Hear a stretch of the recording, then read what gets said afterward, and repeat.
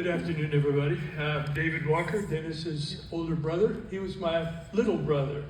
I remember Dennis coming home from the hospital when my mom brought him home. So I've known him his whole life. You know, families are an interesting thing.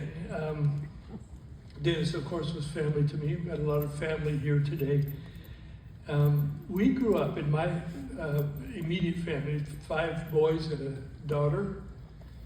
Hearing my dad say, quoting a verse out of Isaiah, "I and the children God has given me are for signs and wonders among the people of Israel." Come on. That's right. We grew up with a clear knowledge that there was a demand of God on us. Yeah, come on. And no matter what else we might have done, you don't escape that.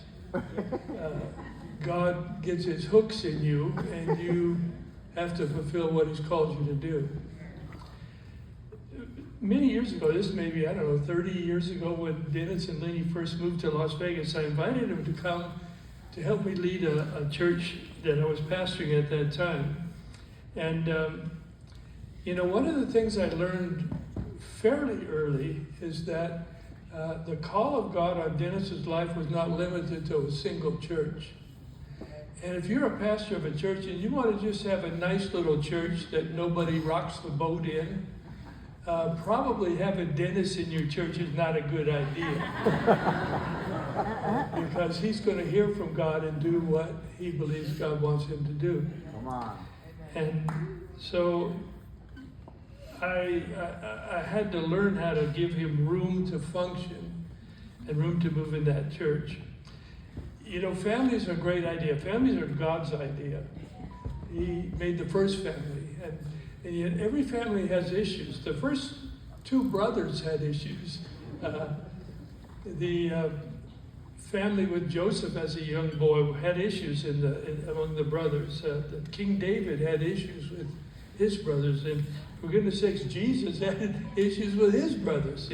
Brothers have issues.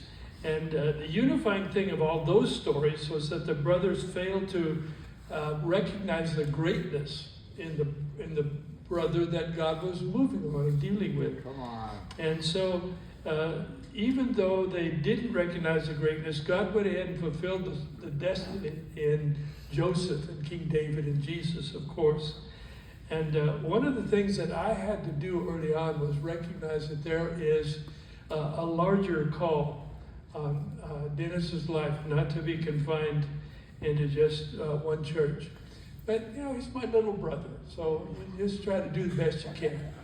First trip I made to Peru with Dennis, I got to see him through the eyes of the Peruvians. That was an eye-opener. That was a different view than what I saw. Jesus and his brothers, it says, because they didn't believe in him, he was not able to do many mighty miracles in his hometown. And I think it's partly because the relationship that brothers have can be kind of squirrely sometimes. The people in Peru probably saw him just as God's man of the hour.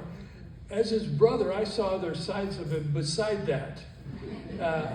I think on our first trip to Peru, we were walking down a street in kind of a shady part of Lima, and these women started following us. And of course, I'd been around, and it's like, get away from me. And these women are following us and won't leave. And finally, Dennis stops and talks to them in Spanish, and they look at him and then turn around and leave. I said, "What did you say to them?" I said, "I told them to leave you alone, you're gay."